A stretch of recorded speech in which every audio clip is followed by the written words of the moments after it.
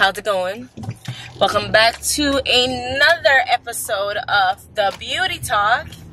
I'm loving the reception so far. Y'all are really liking this series. I'm loving it. Everyone that we film and edit is just like so much better than the last. I think you're going to absolutely love this one, especially if you are a up and coming or seasoned makeup artist. Or a special guest today. She is she's another esthetician. She's absolutely amazing. She's my personal esthetician, and y'all see my skin, so you definitely want to pay attention to the gems that she's gonna be dropping, because she know what she's talking about. As always, I'm gonna let her do her own introduction once we get to her, but I just wanted to pop on here and say my hellos, because we are moving busy as always. So yeah, don't mind this scarf on my head. I'm gonna fix it. My hair is absolutely atrocious up under here. I'm not a scarf tying guru, so I think I did a pretty terrible job of tying it, but I'm gonna fix it once I get a chance. Anyways, y'all, I will see y'all when we get there. Bye.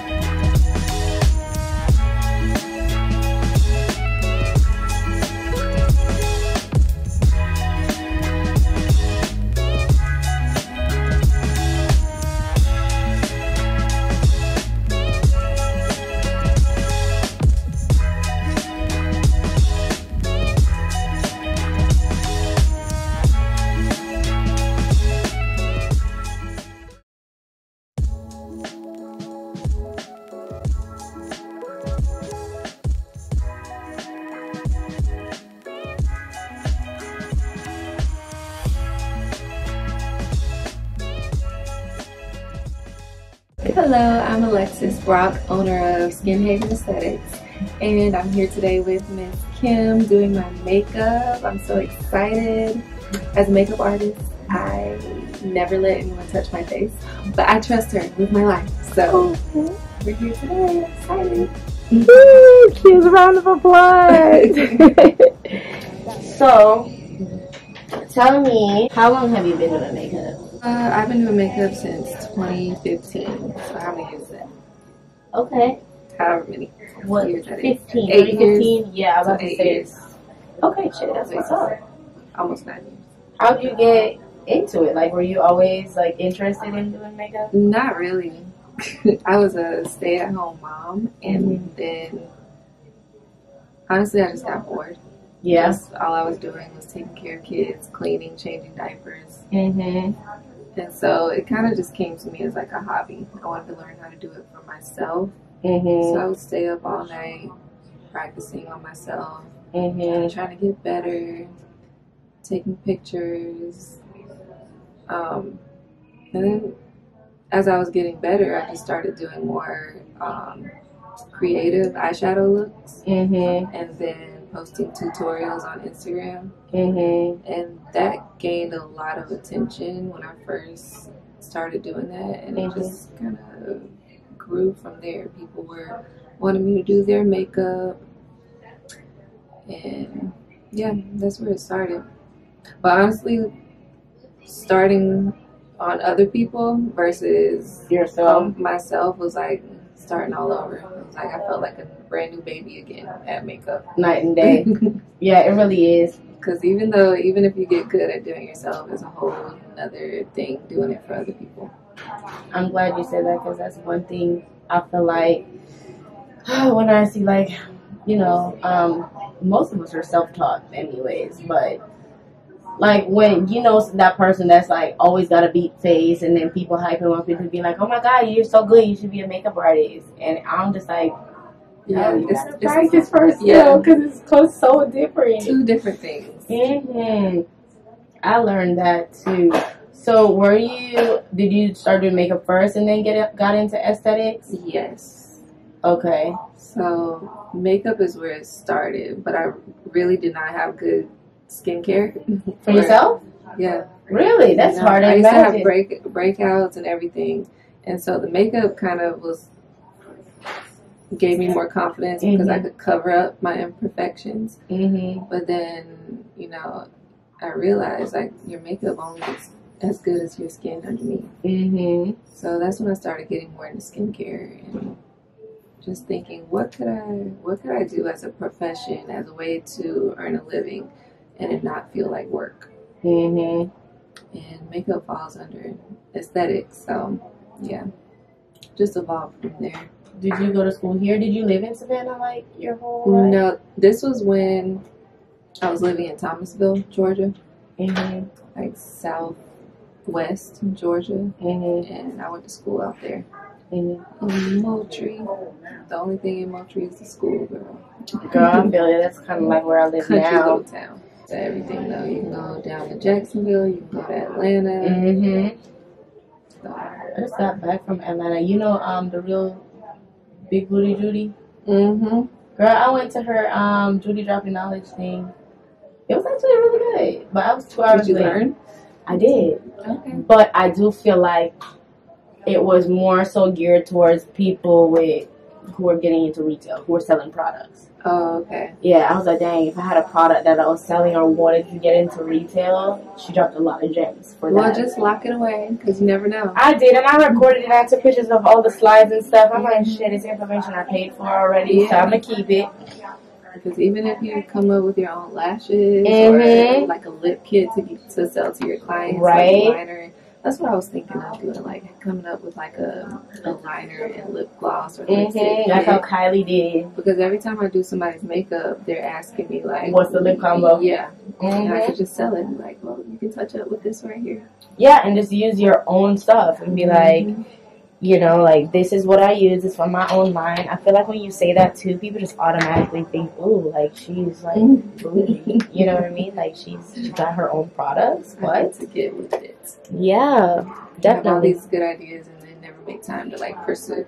Girl, it's just so much. And I don't think it's enough time in a day. It's never enough time. My work is never done. Even when I'm not in the studio, I have to respond back to emails, prep social media, order products. It's like never ending. I feel like that too. Deontay now is luckily getting out of the army, so he has more times. And I think he's coming back into like this kind of space. And so I'm encouraging him, like, yeah, get back into this so I can have a second-hand person. Because I'm like, shoot, if you want to get into cinematography, I could be your test dummy. Record my videos. Oh, yeah. Kill two birds with one stone. Yeah, and I'm the best person to practice with. Because, I mean, I am tough when it comes on to work. But, I mean, I'll be lenient with you. Better than you go get booked on, like, a film set or something and you out there being a rookie. Yeah, so, and he's been a photographer like long ass time. He used to do commercials and stuff, so he actually encouraged me to start doing makeup. Oh, really? Yeah. Same thing, like I had not like confidence issues, but I was depressed, just like straight up depressed, and I feel like I was just got so obsessed with doing makeup because it's a distraction. So I was just like, I'm allowed this. A little bit. Yeah. But yeah, so I was just like doing makeup and stuff, just like every day on YouTube. Did you start off on YouTube too? YouTube, but also Facebook Live is what really helped me. Back when it was really big in the makeup community, people would go live all the time doing their makeup. So watching it in real time, like seeing someone, how long it takes to do certain things, if they mess up, how they fix when they mess up, because all that is cut out for a YouTube video. Yep. So watching it on Facebook Live is what really taught me, and then they were interactive. You could ask questions while they were doing it. So yeah, I learned off Facebook. Who were some of the people that you feel like were pivotal to your A big one was Taylor Made Jane. I don't know. I love her. I still follow her on Facebook. Her Facebook page. Yeah, so I used to watch her all the time. I'm trying to think who else. Especially when you say creative looks, I can really see that she's a creative girly. That was the main one. It was a few that were real consistent back then, but everybody just kind of fell off like around the same time. Like even me, I was just over it at a certain time. Like staying up late, all hours of the night, doing a look just to take pictures and wipe it off. My life just kind of shifted into where I did not have time for that anymore. And it seemed like all of us lost it at the same time. Like it kind of just faded away. You don't hardly see that anymore. Yeah, tutorials. Like, I think that's why I'm kind of like getting back into YouTube. Because for one, I feel like since the influencer thing got popular, a lot of people are online now, but they're not online like as far as like educating people, and they not just quick little catchy TikToks, right? And they're not on there like being like from a professional standpoint. They on there from almost like an it girl standpoint, like And I'm like, bruh, like I get it, like you gonna show them how to make a bag, and you know you can be that fly makeup artist that makes like a ton of money and this, that, and a third, but I mean, there's more to it, and I feel like nobody's really teaching properly, and like even mentioning like, okay, like you're not supposed to just be using same stuff on everybody or this, that, and the third. Like it'd be irking my nerve watching these girls. I'd be like, what the hell? So I'm like, because I learned a lot in the beginning from YouTube. So I'm like, well, somebody needs to be on YouTube now, like doing things properly. Yeah, I'm gonna leave that to you. Girl, I'm gonna see if I stay consistent with it, but I'm gonna tell myself that I will stay consistent. Yeah, stay consistent. You have help right in the house. Yeah, and even the smallest things like washing your brushes, film that. How to properly wash brushes. Yeah, you know that's crazy. That was one of like when I tried getting active on TikTok because my sister was up my butt about you need to be on TikTok. Everybody's on TikTok. I had posted cleaning your brushes on TikTok. It's one of the like most popular videos I have. Oh wow. Yeah, I'm like, wow, it's like I didn't even really speak in the video. It was such a simple thing, but it was whatever. I feel like the videos that you think would never do numbers, they be the biggest ones on TikTok. The silliest things. That was one of the things that Judy talked about in her thing. She was like, you know, like a lot of times people don't post or market because they're overthinking it, and truthfully the numbers, it's so crazy, the dumbest stuff that people will sit and watch, and the ones that you sit and you plan out the whole content and this and the third, crickets. But that's the thing with the algorithm though, because I mean it really doesn't matter, like post anyways, because by the time you do get that viral video and then you get that traffic and you have all the other videos from before, you know, at least you have something. Yeah, when people click to see your page, you have everything else there. Right, then you go viral off of one video, then they go on there, you have 2 other videos. They gonna be like, well, I don't really need to subscribe or follow for that. Like, I can just watch these 2 videos now. Keep it pushing. So, I feel like you do a great job on social media, though. Yeah, I'm trying. This year, I told myself I was going to be more consistent. Yeah, I see it. And, I mean, I also wanted to ask, are you not, like, shifting? But I've noticed, like, you post a lot of, like, facials on, like, men. Do you feel like those get more views? They definitely get more views. You think it's because guys just don't, in general, take care of their skin, so people are just so alarmed? That's a big part of it. But, yeah, I don't know why. But my facials on men get so much more attention. They do look relaxing, though. And I think we do like to see it when these guys, like, take that extra step. Just like how we like seeing a well-manicured guy. I get a lot of clients when I post those, too, of men and women. So it works out. But I am going to switch it up a little bit, even though I got another one coming up, man. But I like it. It's refreshing to see, and it stands out because I mean, like as an esthetician, I feel like it's only so much and no more you can post, you know? Yeah. So anything to make you like stand out, like, yeah, let's come over here too. So It's not a lot of estheticians, at least in Savannah, that do beard facials, like actual beard facials catered to the beard. And so most of my clients that come, that's what they get. And a couple of them told me, like, it's been so hard finding somebody to, like, get in there with their beard. One guy said he got a facial, and she skipped over his whole beard, like, did not even touch it. Like, that's crazy. Didn't wash it, didn't do anything. I was like, so she just skipped half your face? He's like, yeah, she didn't touch my beard. I was like, wow. Wow. I think the big reason is the beard just intimidates some people because you're scared you won't be able to get all the soap out. If you use scrubs, it's like, how do you get all that out? I can see that, like exfoliating stuff with beads in it. Yeah. Do you put that on men too? I don't. Okay. I use an enzyme exfoliant. Okay, so let's talk skincare, because, girl, you are that girl when it comes on to skincare, like, for real. Oh, okay. Yeah, so when people started reaching out to you, what was that feeling like? Were you, like, super excited or more nervous than anything? Like, oh, my God. I think my initial feeling was just not, like, a lack of confidence. Like, I can do my makeup, but I don't think I'm good enough to do your makeup. You didn't think you could do it? Did you tell people no, like, when they asked? No, I didn't tell people no. I just did a bad job. You think you did a bad job? I do. Like, looking back, it was not... I feel you. They didn't think I did a bad job, but, you know.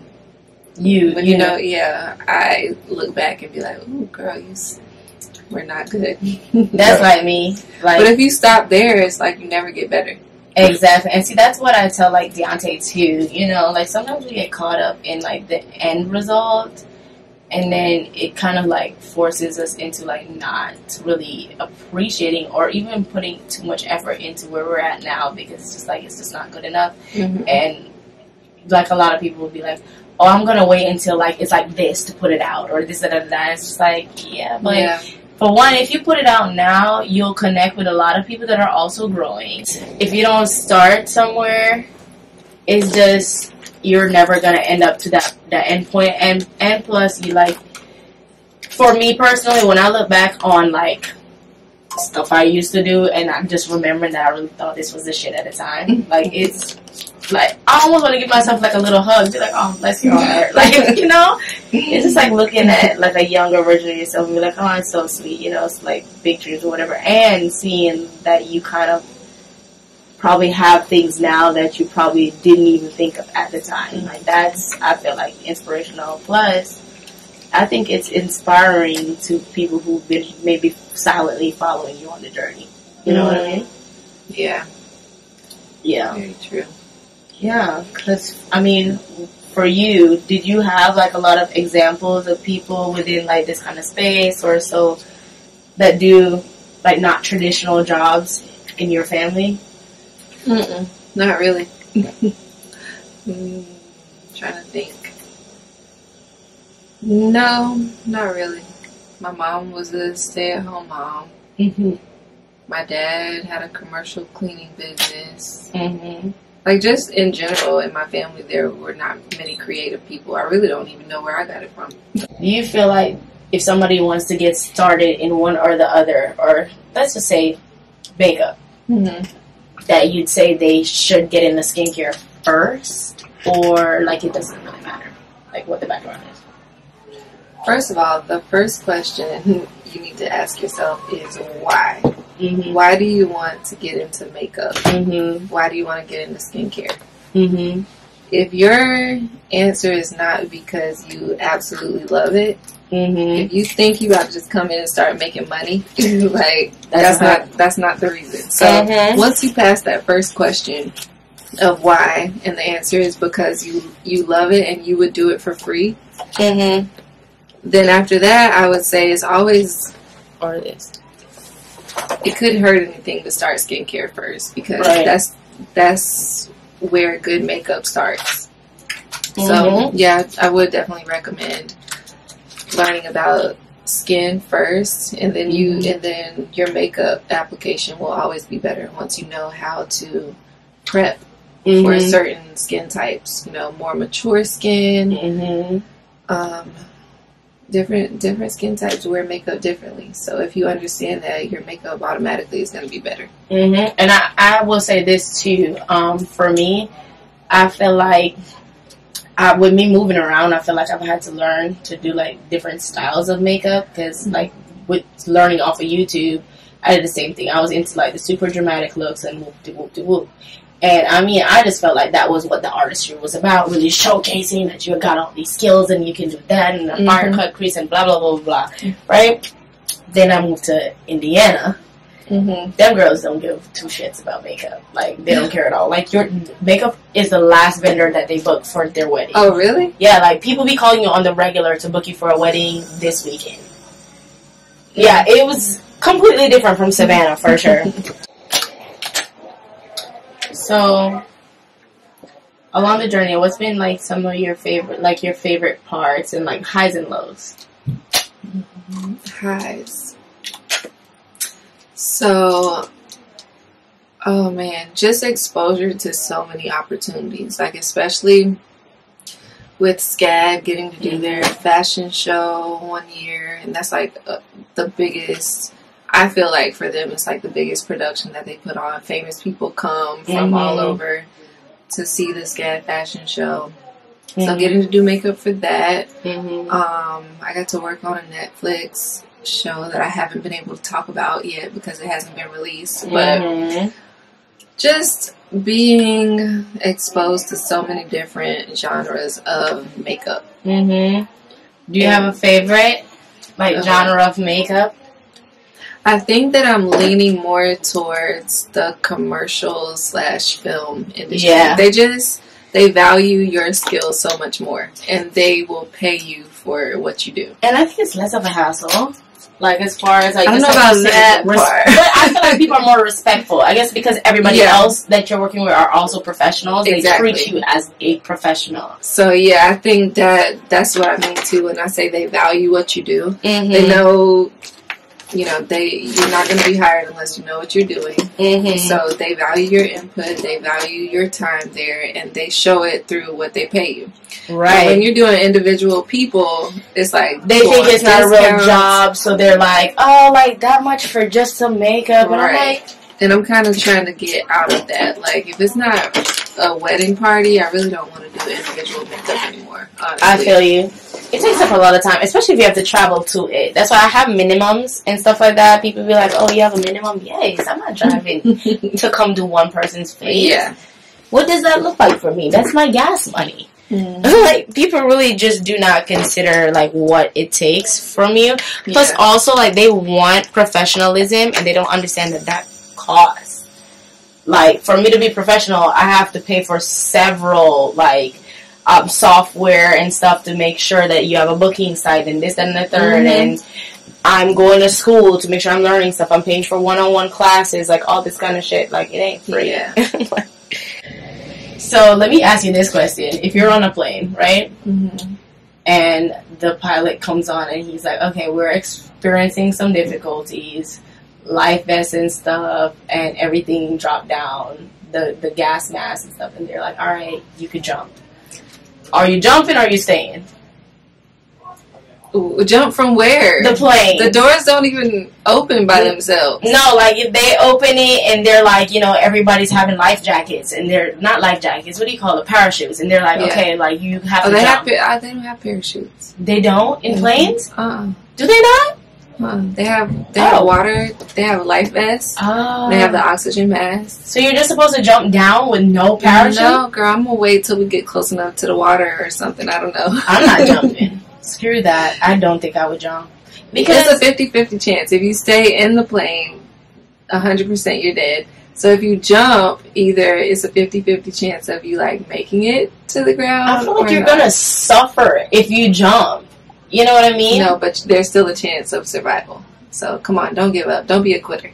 I feel like I don't know. Would you go skydiving? I think that I would. Jesus, you're a daredevil. It's probably why you would jump on the plane. Yeah, because you'd even do it even if it wasn't like a life or death situation. Yeah, you just do it just because. I think I would at least one time, just for the experience. Mm-hmm. That's crazy. I must be afraid of heights. Or bungee jumping. I don't think I'd do that either. I've done it once. Really? Yeah, I've done it once. So, are you like a camping girl, like outdoorsy? Tell me your interests. No, I'm not really a camping person. I work a lot. Mm-hmm. My interests are what I actually do for work. So okay, for fun and work, this is where you'll find me. Yeah. That's what's up. No, I agree too. Like I enjoy what I do. Mm-hmm. Like that's why when you said earlier, be prepared to do this for free, 1,000%. I've done so many free faces. Like even now, a lot of people too. I feel like especially in Savannah, they don't want to do jack shit for free here. No. When you say that to people, I mean, don't get me wrong. I'm not doing anything for free like that, but I'm saying the question is, when you're deciding what you want to do you like it enough that you would do it for free? Do you enjoy what you do so much that you would do it for free without getting paid? If the answer to that is no, then you don't need to make that your career. Right. Because it might be times where the money's not worth it. Or it's just... You're not going to completely enjoy what you do. And for me, anyway, I want something that, I don't have to force myself to get out of bed. I agree. Like, I'm happy to get up, come here, love what I do, get paid, go home. Facts. Because even when I was working at Pink House still, right? After a while, it became so tedious trying to juggle both, And I had to think about that too, Like at the end of the day, if I'm not if I feel drained to get up and come here, even though there's money attached to it, I know when I go to Pink House I'm gonna make some money, but I still feel like, God, if I wasn't getting paid, I would definitely quit. Yesterday, that's when I knew I'm not in love with this anymore, and this is not gonna be a long-term thing. I need to get out while I can.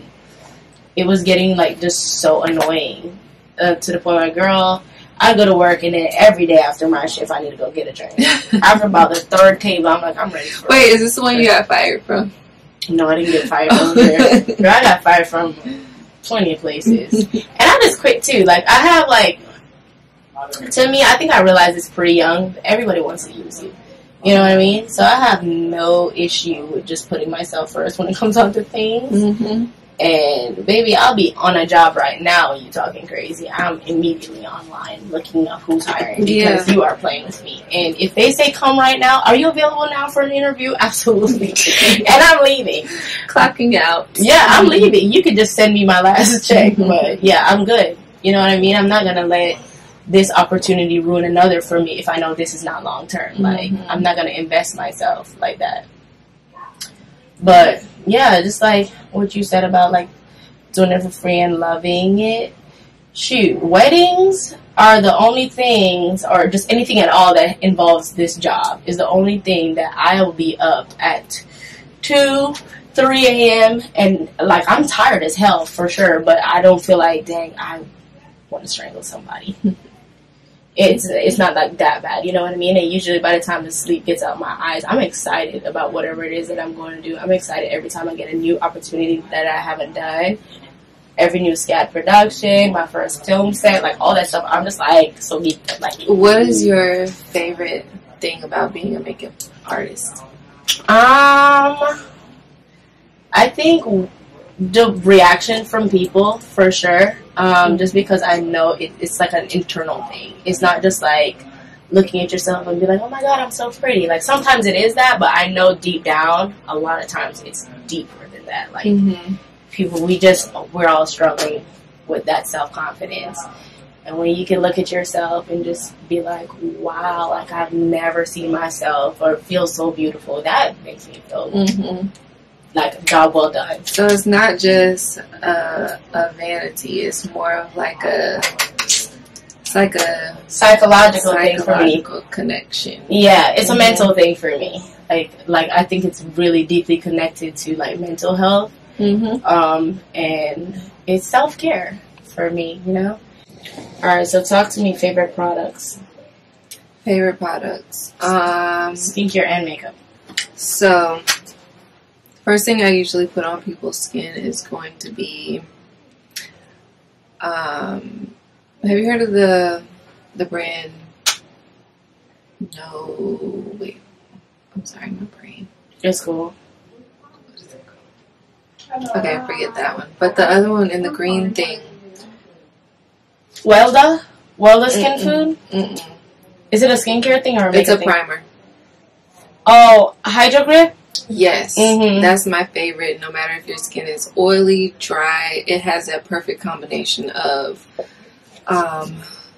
like just Getting it dewy enough. making it smooth enough and it holds on to the foundation. So good. Mm-hmm. But if somebody is just like super duper dry, I mix that with an oil that I can't remember the brand. An oil. Yeah, it's a priming oil. Is it Sonia Rosalie? No. And it's Do not you, matte. oh, no. What's it called? Have you heard of No Problem? No Problem? Yes. Okay, it's by that brand. Benefit. No. I feel It's like- not No. It is something that you have to order from their website. I know what you're talking about because I feel like I did have that problem. The No Problem thing. Does it come in like a pink tube thing? Yes. Is it W Lab? No. I would know it once I hear it, but it's like not coming to me right now. I feel you. But it's going to be either one or the other or both together, depending on if it's dry, oily, or normal. Mm-hmm. I just love how the foundation sits on both of those. Okay. And then for foundation, my absolute favorite, and also it's acne safe, but it's also buildable, is going to be the NARS. I knew it was NARS. Yeah, it's all, like, hands down. That's my ride or die. You can make it as light coverage or as full coverage as you want it. And for my acne prone girlies, it's acne safe. No pore clogging ingredients. NARS is always a win. Yeah. And I use NARS also for my concealers. They're creamy, the Radiant Creamy Concealer. Mm-hmm. I feel like that works well for pretty much any skin type, and they have a wide range of colors and undertones. Mm-hmm. Look at me.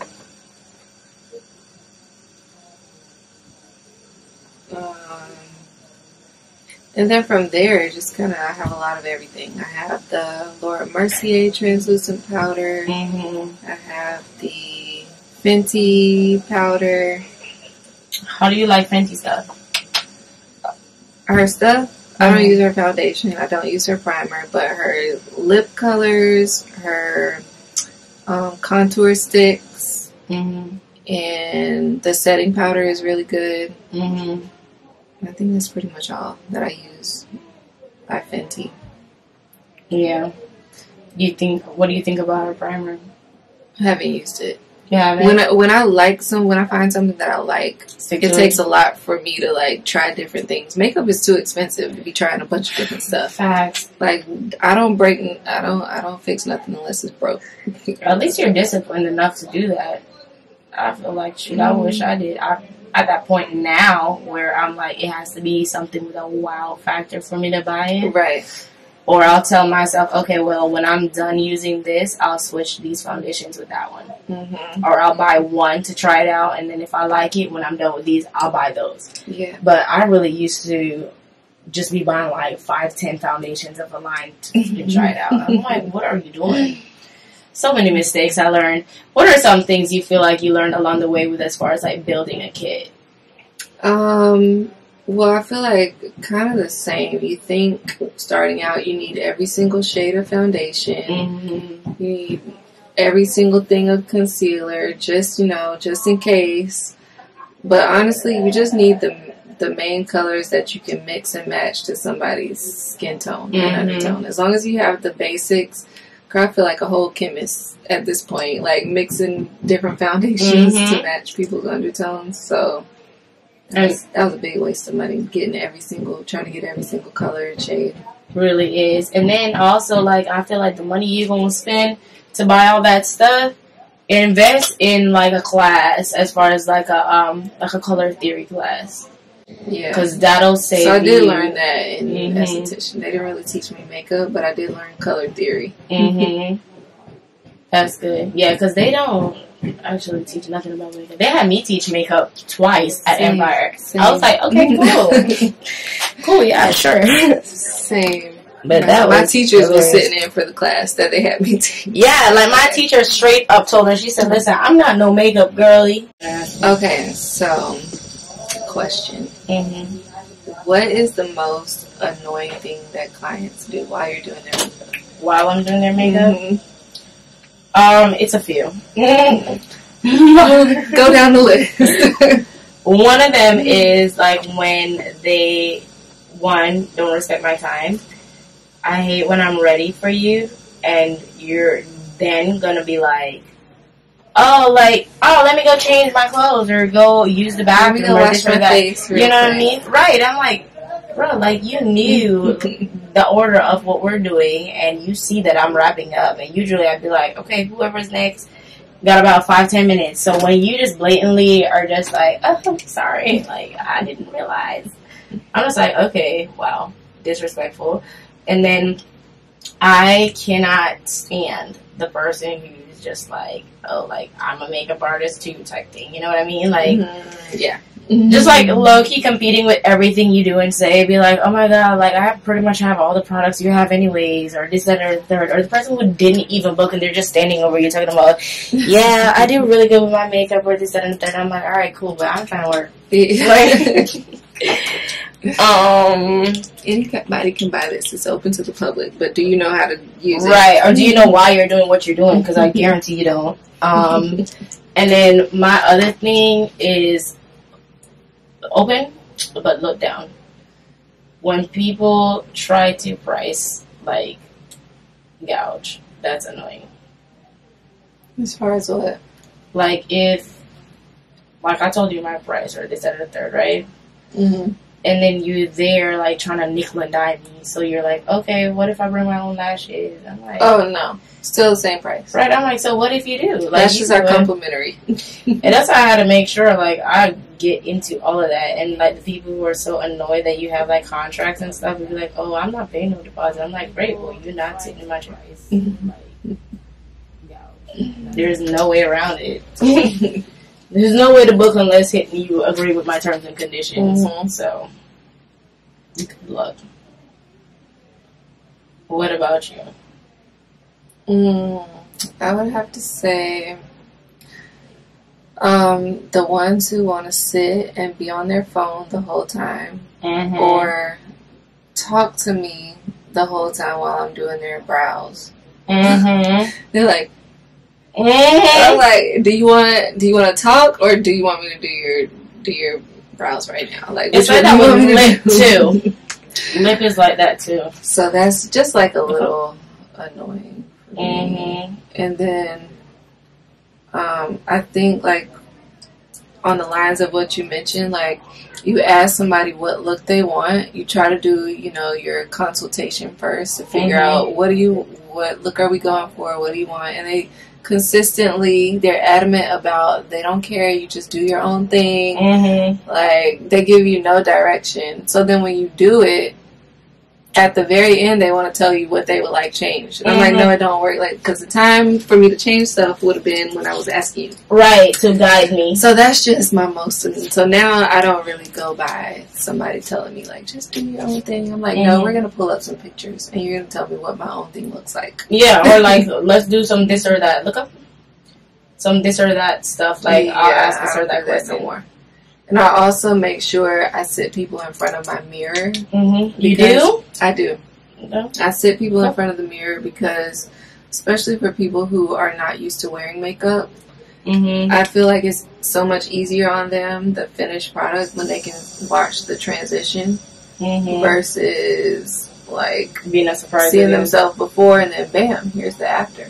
It's like less surprising, less shocking. Right. So that's a good take on it. I don't mind doing that as long as people don't do the whole, like, yeah, like, trust the process. Yeah, like, nitpick while you're working. Be like, can you just blend out? I'm like, I'm still working. Yeah.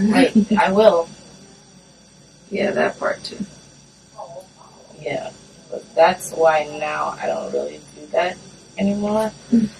But if they can control doing that, I wouldn't mind. Well, I think when I first started, that was something that I struggled with, like making the process, I don't know, less scary for the client. Mm-hmm. So now I kind of have mastered like making each step look good. Mm-hmm. Like when I put concealer, it's already blended out. Like when I put contour, it's already blended out. So you don't do the whole dot all over the face and then blend it all out. Yeah, just making the whole process and the transitions look smooth. Yeah, that makes sense.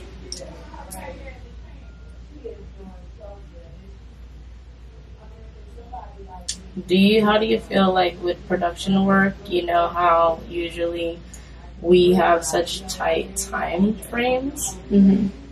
Do you feel like that's a concern? Like it's stressful, or you love the rush of it? Yeah. A little bit of both. It is kind of stressful when they give you one timeline and then they don't even stick to their own timeline. So, but then they expect you to finish on time. Mm-hmm. That's a little frustrating. But in the end, somehow it always works out. So I try not to stress it too much. Mm-hmm. Yeah. In the end, whether it be a wedding, film, any type of production, in the end, it always works out. And I just keep telling myself that, like, the show will go on. Yeah, because it's not that big of a deal. You know what I mean? Like, you kind of realize that the things that you're stressing isn't like life or death, and it's really nothing major. Mm-hmm.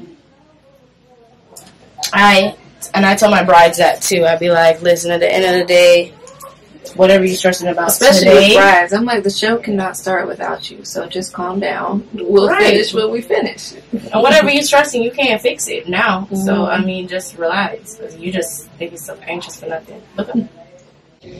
So some makeup tips and tricks regarding anything like application. Oh gosh. Makeup tips and tricks. Mm-hmm. She looks so pretty. Let me think. Regarding what? Okay, so like, let me give an example. Subjects. So like, for example, like creasy under eyes. If you put like a shimmer shadow underneath, it's less likely to crease than if you use a matte shadow under the bottom.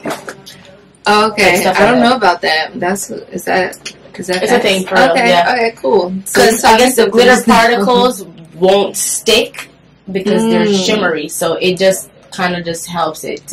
When I have people with real creasy eyes, I just bring that shadow down a little further. Yeah, and I use a shimmer. So I didn't know about the shimmer, but I do that. So my first thing when I see someone has a lot of lines under their eyes and I want to minimize that, I don't put a lot of product. I put the product below that, and then I just lightly blend up.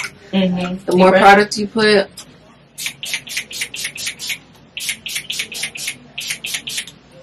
the more product you put in lines and creases, the more it's going to accentuate those creases. Right. So less product, and then even with the powder, I just take a very loose brush and brush the powder on, because powder is going to make lines look more creasy as well. And then, like you said, the under eye shadow really helps to like minimize how those lines look. Yeah, I used to be scared to like bring under eye shadow down, and I think what my problem is when I do makeup, I'm a visual person, so I'm so focused on what I'm seeing, and I'm not thinking about, okay, well, what I'm seeing is not what the camera is gonna see. So like, I do need to like bump it up a little bit, or if they want this or that, it's not gonna look bad, you know. But have you ever had like, tell me a horror story, client horror story, difficult client? Actually, the horror story was just on me, like just not in my bag that day. Really? And, like, off my game, not undertones, not matching. Oh, you just feel like you did a terrible job. Yeah. Oh gosh, how does that? I know what that feels like because I've had that before, where I'm just like, I think once one is bad, you just throw it off. Yeah. So I don't know. It was just like, fuck. it's too late to change anything right now. What do I do? Especially, like, do you ever airbrush? No, I don't do it. God, that's why I don't airbrush too much anymore either, because you can't really fix anything with airbrush. I don't understand why people ask for that. Like, if you see my work, and I do it however I do it, why would you then ask me if I do airbrush? Right. Like, I can get you whatever effect you want. Right. But hold this one. So I don't know. What do you think is the main difference? I think people just think airbrush sounds more bougie, and because a lot of teams do upcharge for it, they feel like it's better. But truthfully, no. Teams just upcharge for it because they know the clients believe it's more bougie. Yeah, but don't worry about it. I'm going to just get an airbrush machine. I won't put nothing in it, and I'll put on the stuff how I normally do, and then airbrush. And that's what they do. Like, I'm going to blow air on your face. Because they will do the application anyways, like the concealer and everything, because even when I used to airbrush, it's almost impossible to airbrush the full face. Because, like, for example, once you get under, like, for concealer, the client, it's uncomfortable to blow that air basically in their eye. They're going to water like crazy, and you're going to just be like, all right, I know this is going to be uncomfortable. Just take a deep breath and just look up. And you got to try to do it as fast as possible. And then with the airbrush, once the air touches it, it kind of like dries down, self-sets, and that shit don't move. It doesn't blend, no nothing. So it's...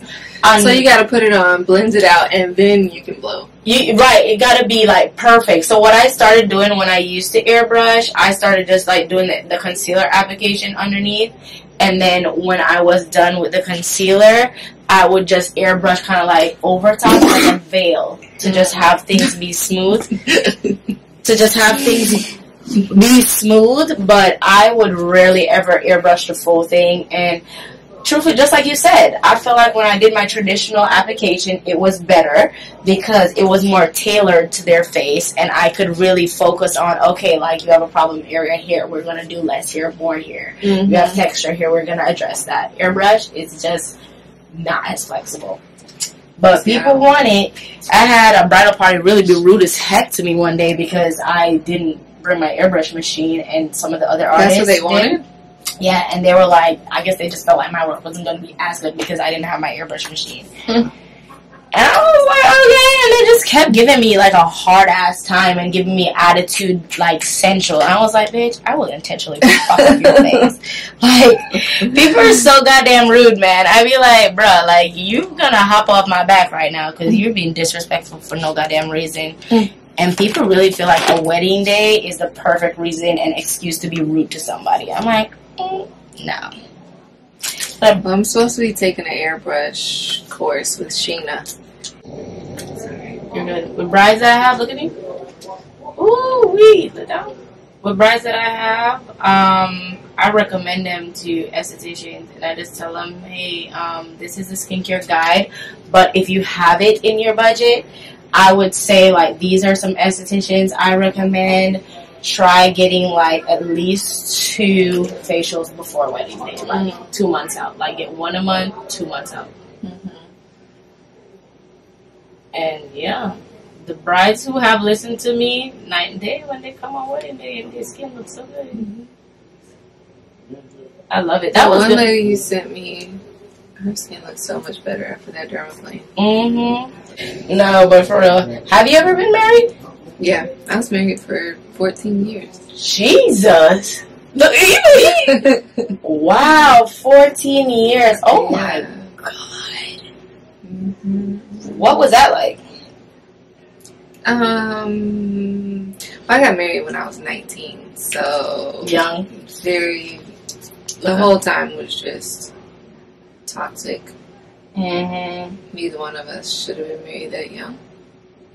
But then over time, you know, we kind of basically we just were toxic the whole time. And brought 4 kids into it, and then decided it was best for all parties involved not to just not do this anymore. But we're good co-parents now. Yeah. You feel like it takes a little bit of time after splitting to, like, get to that co-parent part, or y'all just kind of eased into it? No. I feel like guys be salty when y'all break up. Especially when the woman is the reason. when the woman wants to break up. Which is so funny because they could just up and change their mind at any point in time, but let it be you. They'd be like, "Oh, you want something aside from me? Like, how dare you?" Like, excuse me. Yeah. So. Alright, let me do your lip, and then I'm gonna do your reveal. Wanna go glossy? I love gloss. Good, because that's what I'm thinking. Glossy makes me look younger. Send me pictures. Oh, okay. Wait! Oh my god! Do your clients do that to you? Yes. Girl, I hate. Oh, I should have said this when we were talking about pet peeves. When you're working on them and they have their phone out low key, like looking at it the whole time. I'm like, I'd be calling them out. I said, "Oh, you don't trust me," and they'd be like, "Oh no, try to hide their phone." I'd be like, "Shit, it's cool at this point."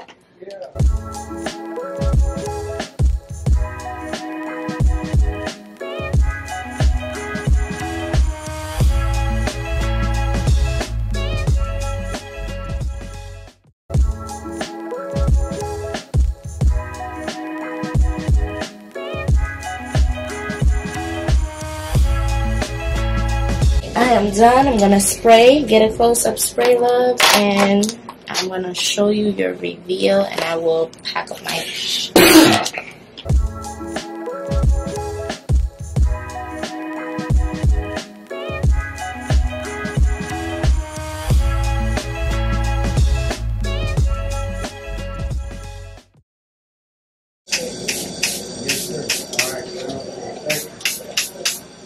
turning it slightly.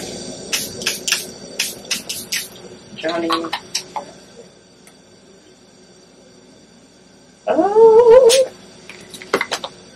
Oh, you look so good.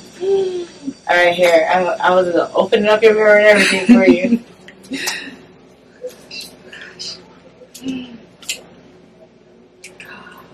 Girl. Oh my god. You're not the only one I would let do my makeup. Hey! I feel like I still look like myself. Yeah, I feel like it's a very you beat that I be seeing you do. Oh, I love it. Those lashes look real good on you too. Yes. Oh, you better be somewhere cute later taking pictures. I will be. Don't even worry about it. Cute, love it. And I love this blush color. Mm-hmm. Yeah, you did that. You look good. You look good, girl. Alright, you wanna start packing stuff? Yeah. I'm gonna do a quick little. Yeah, you can take some pictures and stuff, and I'll just pack up.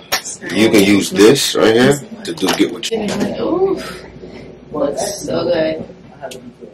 Look at me.